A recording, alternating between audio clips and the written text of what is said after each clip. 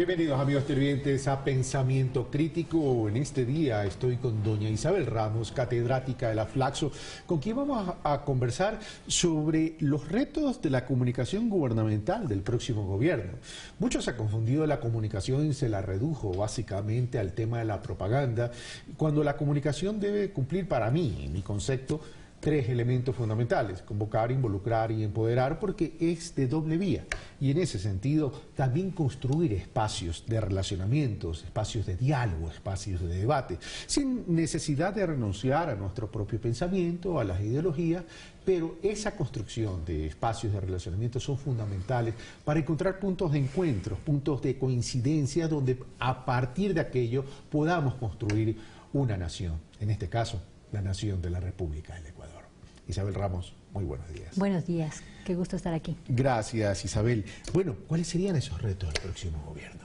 Bueno, hay muchos, entonces hay que ir separando. Entonces, A ver, primero el tema de la ley de comunicación y su aplicación, el tema propiamente dicho de la comunicación del gobierno y las políticas de comunicación, que evidentemente están sustentadas en normas legales, pero las exceden. Entonces hay que hacer hay que hacer énfasis en estos tres aspectos porque hay retos por todos lados. Comencemos por la ley, entonces. Empecemos por la ley.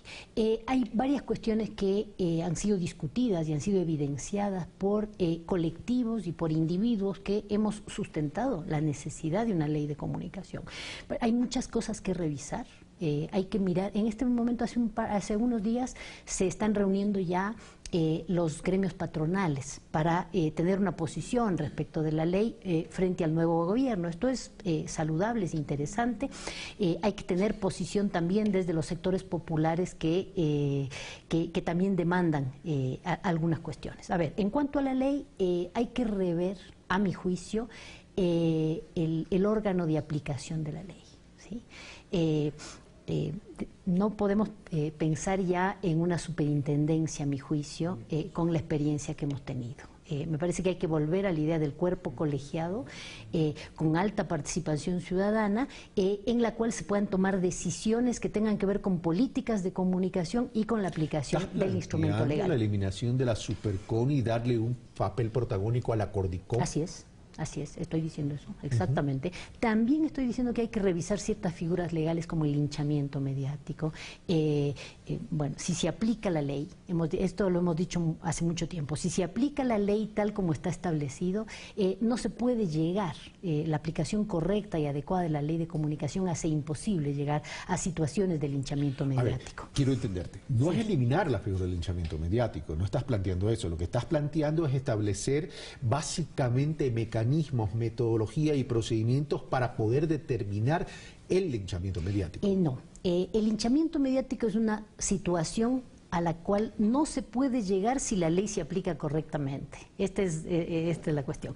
Entonces, a lo mejor se puede mirar que es una figura inoficiosa. O sea, probar comportamiento colusorio de distintos medios y el propósito de perjudicar o dañar es bastante complicado y desgasta mucho, ¿sí?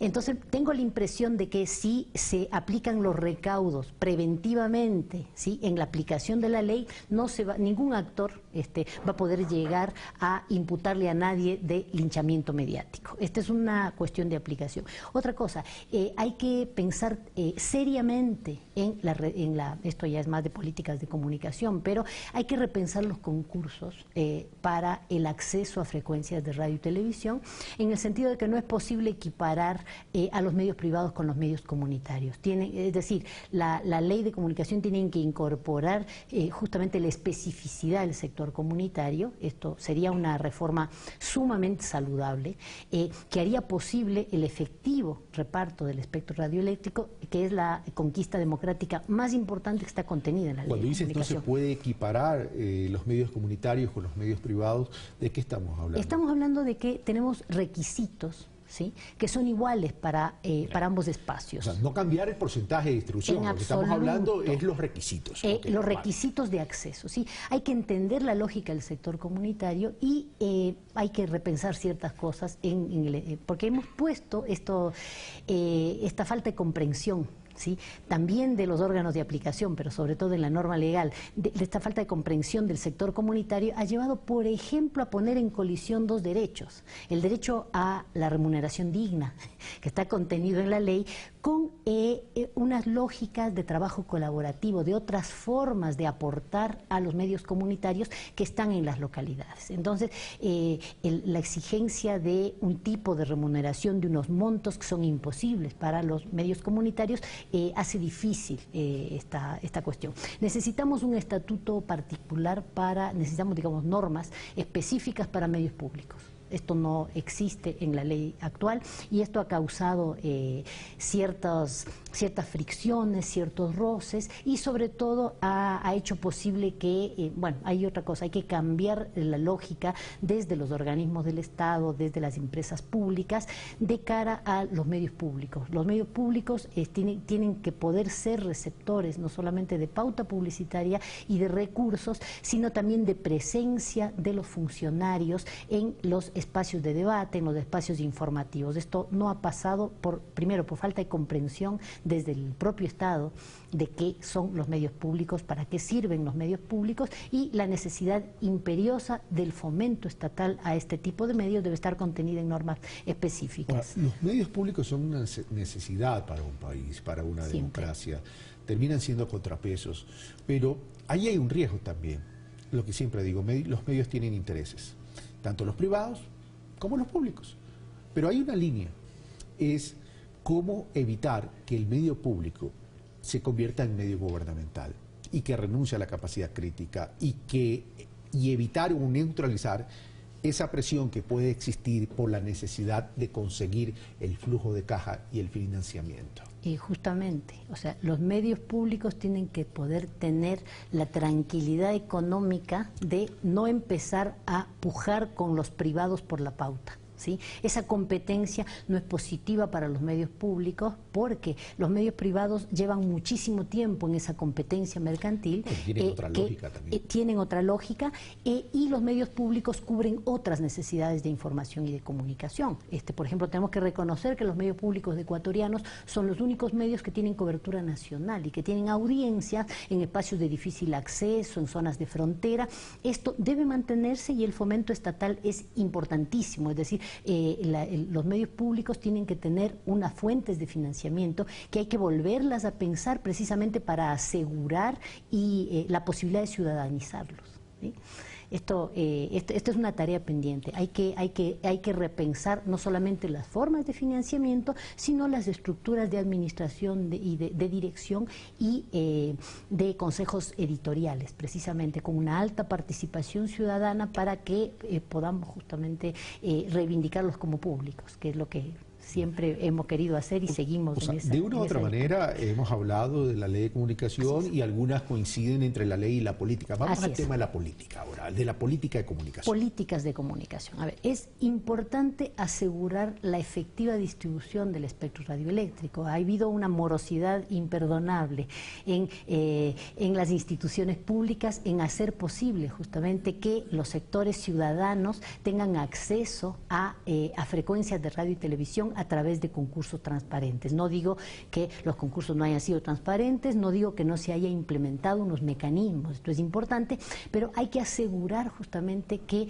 los medios comunitarios tengan efectivamente ese porcentaje, porque necesitamos más voces y más diversidad en el espacio mediático. El espacio mediático es un componente, es un ámbito del espacio público y justamente un debate público, como dice vigoroso, desinhibido y absolutamente plural, requiere de voces distintas. Esto no va en contra de la necesidad de que tengamos medios privados con su lógica, con sus intereses y con los ámbitos que ellos representan. El tema de medios comunitarios está en la ley. ¿Sí? Ha sido un viejo anhelo y aspiración.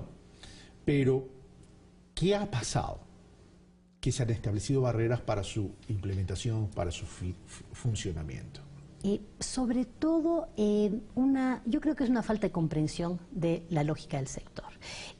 Se ha puesto el acento en requisitos de sostenibilidad que mirados desde la lógica del mercado y desde la idea de la oferta y la demanda no son compatibles con lo que se hace efectivamente en las localidades, ¿sí?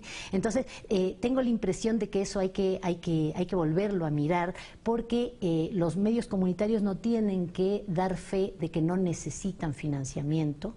Ellos tienen sus maneras y han tenido, y digamos el progreso en la política comunicacional que los ha puesto en igualdad de condiciones, ¿sí?, de generar sus propios recursos con los otros medios. Eso es saludable, y hay que potenciarlo. El asunto es cuando el Estado, para el acceso a las frecuencias, les pide digamos una serie de requisitos económicos que a lo mejor, si es que miramos exclusivamente desde lo formal, no los van a cumplir en el efectivo, pero les cuesta acreditar esa formalidad por la lógica, decíamos, de trabajo colaborativo, por fuentes de financiamiento distintas. Por ejemplo, escuelas radiofónicas populares del Ecuador en la provincia de Chimborazo, ¿sí?, ellos desarrollan cultivos orgánicos de quinoa, por ejemplo. Hay procesamiento, hay productos. Esto sustenta, hay productos que se exportan. Esto sustenta económicamente a ERPE, pero no todos los medios tienen la posibilidad de desarrollar su propio emprendimiento. Entonces necesitan del Estado. El principio de acción afirmativa está contenido en la Ley de Comunicación y lo tenemos que hacer efectivo. Esto no ha ocurrido en este momento, y este es un reto para el nuevo gobierno: asegurar el acceso a las frecuencias y aplicar efectivamente el principio de acción afirmativa, comprendiendo la particular lógica del sector comunitario. Estos espacios asociativos, estos espacios de trabajo colaborativo deben ser de alguna manera entendidos por el Estado. Ahora, sigamos con el tema de políticas. Y quiero poner en la mesa del debate, del análisis tuyo, Isabel, el tema de las líneas editoriales. ¿No llegó la hora de repensar lo que es una línea editorial? Y bueno, una línea editorial es un producto comunicacional muy complejo, ¿sí? Desde esta lógica que ha privilegiado el control de los contenidos de los medios de comunicación, digamos, no hace posible ese debate. A mí me cuesta mucho pensar que normativamente se puede establecer cuál es el interés público, ¿no es cierto? Esto es un debate que nos tenemos que dar. O sea, ¿cuáles son los temas de interés público? ¿Sí? No es posible armar un checklist de este tema es y este no es de interés público, y tampoco me parece adecuado y saludable para la vida política y para la vida en común, hablamos de comunicación, que se trate de decir este tema va porque tiene que ir y usted porque no lo cubrió tiene que sufrir ciertas penalidades. Hay que pensar cómo hacemos cumplir la ley, y hay que aplicar efectivamente lo que dice ahí. Las reincidencias son las que tienen multa, las negativas a cumplir la ley en reiteradas son las que tienen que tener multa. Esto hay que pensarlo. Las líneas editoriales justamente son producto de varias cosas, o sea, de intereses económicos, de intereses políticos, de rutinas y prácticas profesionales, y evidentemente de compromisos comerciales de los medios con sus anunciantes. Esto hay que ponerlo sobre la mesa y discutirlo, pero esto de ninguna manera puede ser normado de una manera rígida. Eso va a depender más de la honestidad de cada quien. Sí, pero hay mecanismos. Por ejemplo, la Comisión Federal de Comunicación de los Estados Unidos, hasta la presidencia Reagan, o sea, por un rato largo, tenía una norma que se llamaba la Acta de Equidad, ¿sí? Esto quiere decir, esto es interesante, el organismo de aplicación tenía la potestad de indicarle a un medio de comunicación, digamos, de decirle que no había consultado tal criterio, que había un sector que no estaba representado en su análisis, que habían fuentes que no había consultado, y prescribirle que así lo hiciese. Por ejemplo, la lógica neoliberal y mercantil de Reagan digamos, lo echó a la basura, pero podríamos pensar en ciertos mecanismos que no prescriban temas, ¿sí?, pero que sí orienten la manera de que el debate sea plural, sea diverso, se contraste. Esto es imprescindible en periodismo, y no es una cuestión solamente de honestidad. Esto me parece que el Estado tiene un papel. No puede haber periodismo sin periodistas. La cláusula de conciencia existe. ¿Qué tan eficiente es la cláusula de conciencia cuando a veces el periodista simplemente accede a determinadas cosas para defender un ingreso familiar que es legítimo. La cláusula de conciencia no se está pudiendo aplicar y no es una falencia ni de la ley ni de las políticas de comunicación, es una falencia de los gremios periodísticos. O sea, desgraciadamente en el Ecuador no tenemos asociaciones profesionales que cumplan una función de defensa profesional y gremial, ¿sí? Entonces, el periodista, el trabajador de prensa, no el periodista estrella, no el empleado jerárquico de los medios de comunicación, ellos tienen sus posibilidades digamos, de elegir ciertas cosas y de, sobre todo, hacer acuerdos con las patronales de una manera ventajosa para ellos y para las patronales también. Estoy hablando del periodista común y corriente que no puede justamente ejercitar esa cláusula de conciencia que está contenida en la ley porque no tiene una organización que la digamos, que lo sustente y que la haga posible. Hay que promover la autoorganización de los periodistas y trabajadores de prensa para escapar de la lógica de estos clubes sociales y deportivos que tenemos ahora, que aglutinan periodistas pero que no los defienden gremialmente, digamos. Entonces, es también... Es uno de los gremios más divididos, creo, ¿no?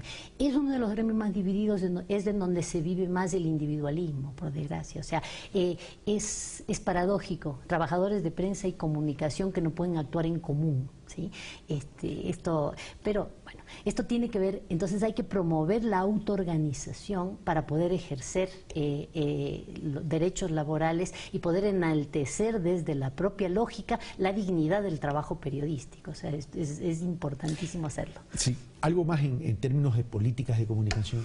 En términos, a ver, tenemos lo de los medios comunitarios, tenemos las cuestiones de medios públicos, ciudadanizar los medios públicos, promover la autoorganización de los periodistas y trabajadores de prensa. Yo me quedaría, realmente son grandes cosas, yo me quedaría con esto, rever y repensar el papel de los órganos de aplicación de la Ley Orgánica de Comunicación. Ahora, ¿qué otro reto tendría el próximo gobierno en este tema, que para mí es fundamental, porque hay que fortalecer el tema de la comunicación en el Ecuador? ¿Qué otro reto puede existir? Bueno, tenemos que ver la comunicación de gobierno. La gubernamental. La comunicación del gobierno, que tenemos una oportunidad magnífica en este nuevo gobierno, precisamente para escapar de esta lógica meramente difusionista y propagandística en la comunicación gubernamental, recuperando y rescatando esto que en los estudios que hemos hecho, sobre todo sobre los enlaces ciudadanos, rescatan los ciudadanos, sobre todo de los sectores populares, ¿sí?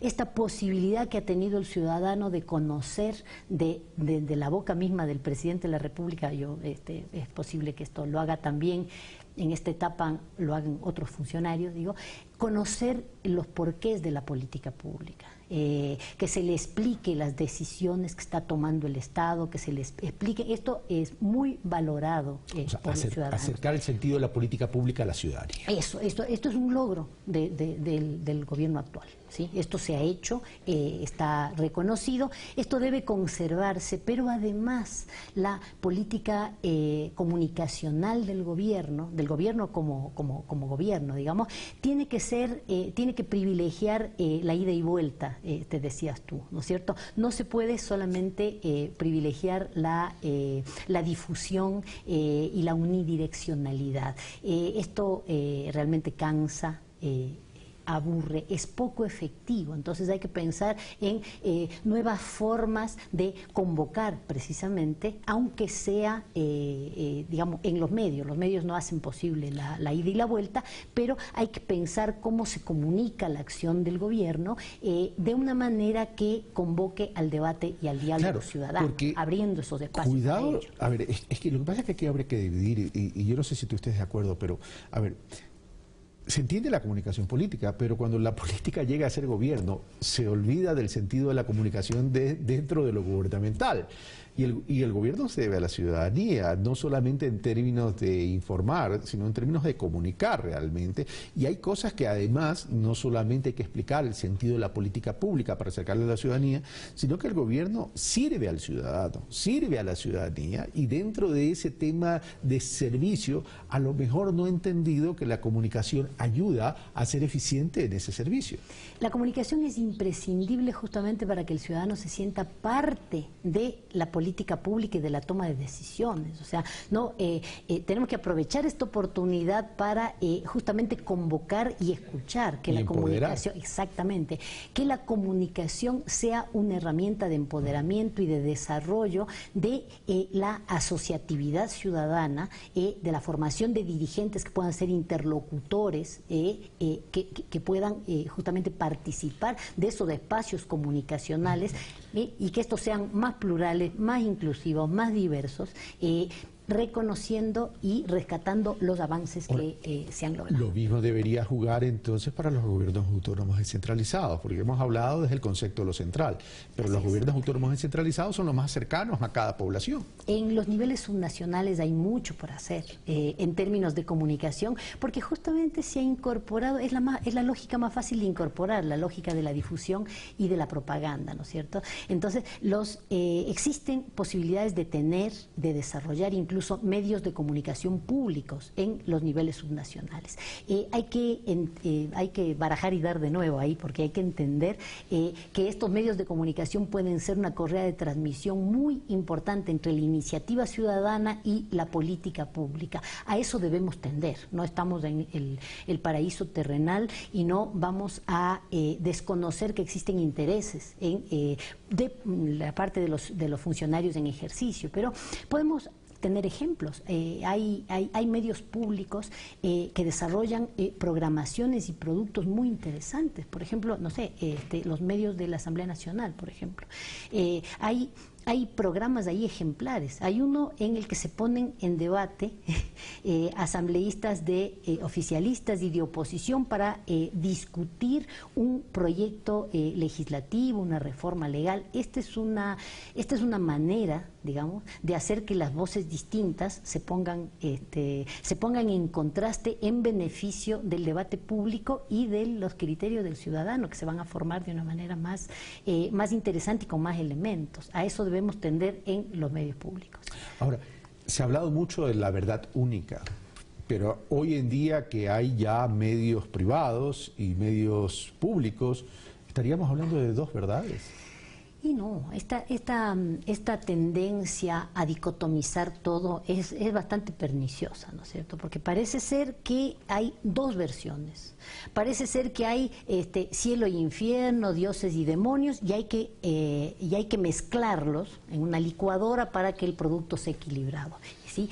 En esto los periodistas, los trabajadores de prensa y también los ciudadanos nos tenemos que acostumbrar a que hay muchísimas versiones de la realidad y muchísimas experiencias políticas, sociales, y que mientras más consultemos, ¿sí? Más cerca vamos de estar de esa cuestión tan difícil de definir que sería la verdad, ¿cierto? Ya esto puede funcionar como herramienta política. Yo tengo la verdad y soy bueno, usted miente. Todos sabemos, quienes hemos hecho comunicación y periodismo, que en los medios de comunicación no hace falta decir mentiras, ¿sí? Simplemente los procesos selectivos para el desarrollo de la información y de la opinión hacen posible que se destaquen unos aspectos en desmedro de otros y tendremos una versión completamente distinta. Es decir, no se miente en los medios de comunicación, se hacen procesos selectivos distintos que destacan cualidades, atributos y acciones distintas.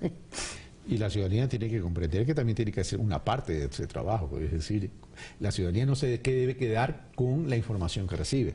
Y aparte, esto es importante particularmente para los medios públicos, porque justamente los ciudadanos no podemos renunciar a nuestro papel en hacer cada vez más públicos los medios públicos, ¿no es cierto? Esto desgraciadamente no podemos estar ahí con una mirada inquisidora sobre lo que se hace en los medios públicos, sino justamente si no estamos participando, si no estamos interviniendo, y esto realmente no se ha logrado. Es decir, hay que mejorar los canales de comunicación, a pesar de que los medios públicos fueron los que iniciaron esto de los micrófonos abiertos y las posibilidades de que los ciudadanos digan lo que quieran. No es solo eso, es la participación de los ciudadanos en lo que dice la ley, las audiencias públicas.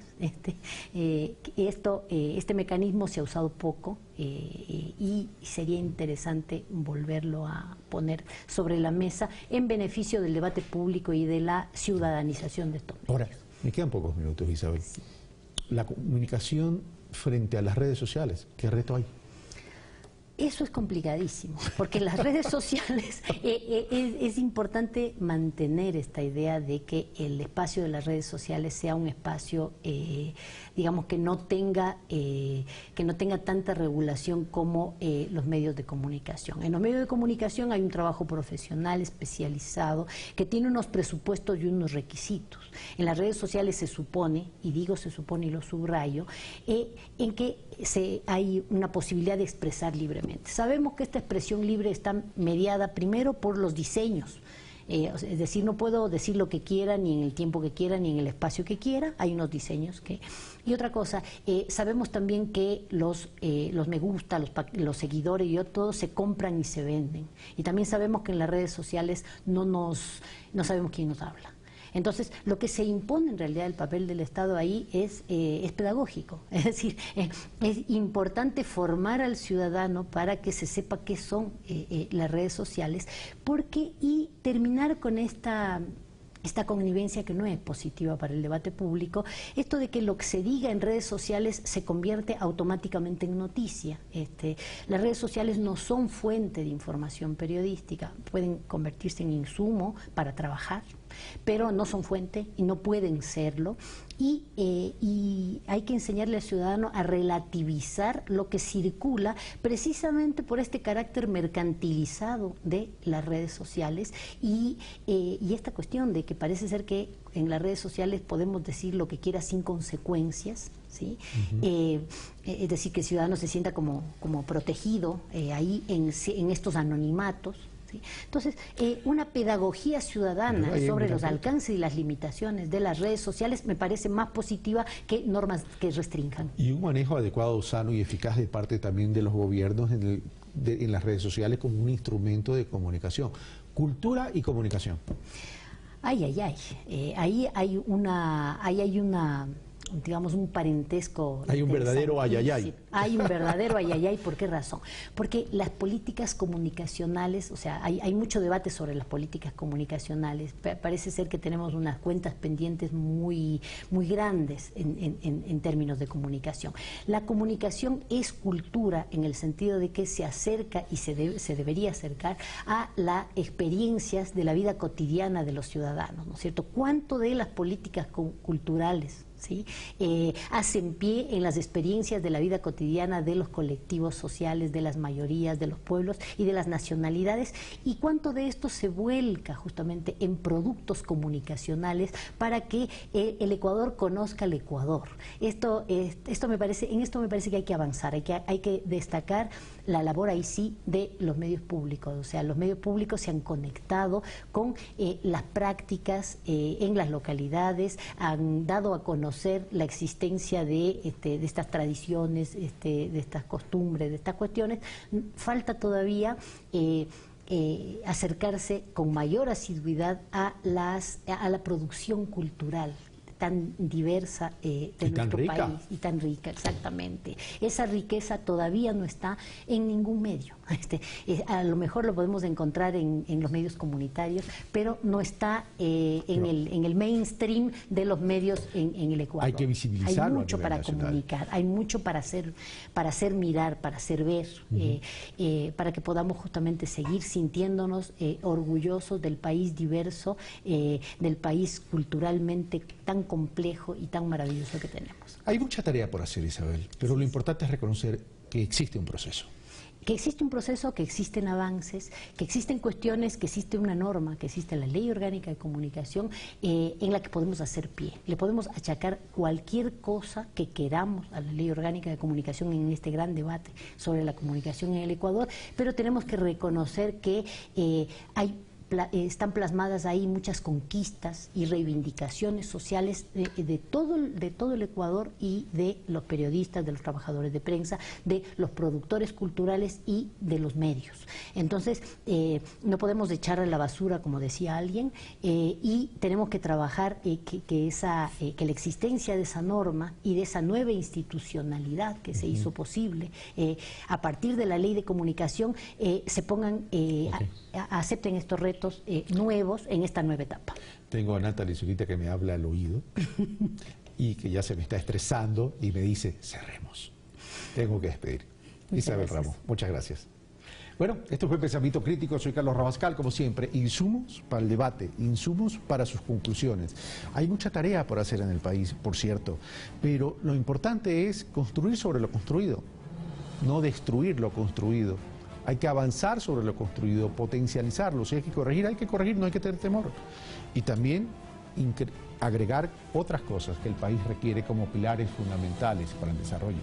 La comunicación es una herramienta estratégica para el desarrollo. Un fuerte abrazo. Gracias, Isabel.